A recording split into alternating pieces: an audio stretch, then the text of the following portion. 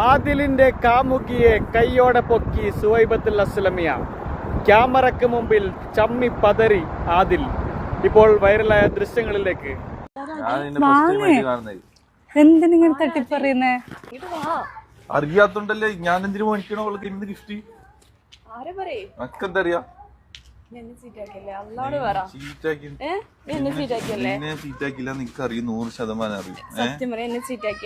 നീക്ക് 100% അറിയാ നിന്നെ ചീറ്റാക്കില്ല. എന്നിട്ട് ഓളെടുത്ത് ചോദിച്ചോ ആര് പറഞ്ഞ നിന്നെ? ആര് പറഞ്ഞേക്കണ്ടേ? അറിയില്ല നന്നാക്കി അറിയില്ല മോളെ. ഓളെടുത്ത് ചോദിച്ചോക്ക്. എനിക്കറിയാതെ അങ്ങനെ വരാ.